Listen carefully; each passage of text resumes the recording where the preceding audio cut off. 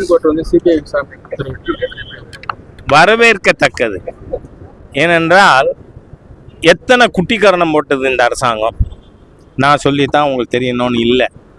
இவங்க ஒரு நபர் ரிட்டையர்ட் ஜட்ஜை வச்சு ஒரு நபர் கமிஷன் வந்து விசாரிக்க போட்டாங்க. அடுத்ததாக நீங்கள் பார்த்தீங்கன்னா எஸ்ஐடி நியமித்தார்கள். ஆனால் இன்னைக்கு உச்ச நீதிமன்றம் இது எல்லாத்தையும் ரத்து பண்ணியிருக்கு.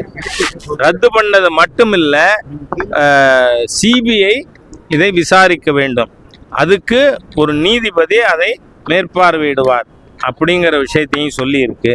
என்னோட ஃபஸ்ட்டு இன்னும் ஏதேனும் சிறு துளியேனும் நாகரீகம் நியாய உணர்வு முதலமைச்சருக்கு இருக்குமானால் first you suspend the SP of Karur. ஏன்னா தமிழக வெற்றி கழகம் நீங்கள் அனுமதி கொடுக்காத இடத்துல அவங்க கூட்டம் நடத்தி இருந்தால் நான் அவங்க தப்புன்னாங்கன்னு சொல்லுவேன். ஆனால் நீங்கள் அனுமதி கொடுத்த இடத்துல தானே நடத்தியிருக்காங்க. அப்போ அதுக்கு பாதுகாப்பு போட வேண்டியது காவல்துறையினுடைய மாவட்ட நிர்வாகத்தோட கடமையா இல்லையா? ஃபார் டிரிலிக்ஷன் ஆஃப் டியூட்டிஸ், தங்களுடைய கடமை தவறிய காரணத்தால் SP of Karur should immediately be suspended.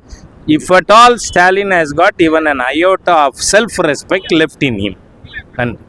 இப்போ தமிழ்நாடு சேர்ந்த ஐபிஎஸ் அதிகாரிகள் வந்து அந்த விசாரணைக்குள்ள இருக்கக்கூடாது அப்படின்னு சொல்லி, அதாவது இன்னைக்கு அது உச்ச நீதிமன்றத்திற்கு தமிழக அரசின் மீது நம்பிக்கை இல்லை அப்படிங்கிறத காட்டுது.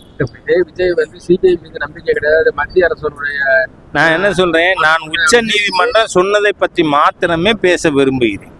பிளே ஸ்டோர் மற்றும் ஆப் ஸ்டோரில் இருந்து பாலிமர் செயலியை QR கோடு மூலம் பதிவிறக்கம் செய்யுங்கள். செய்திகளை உடனுக்குடன் பெறுங்கள்.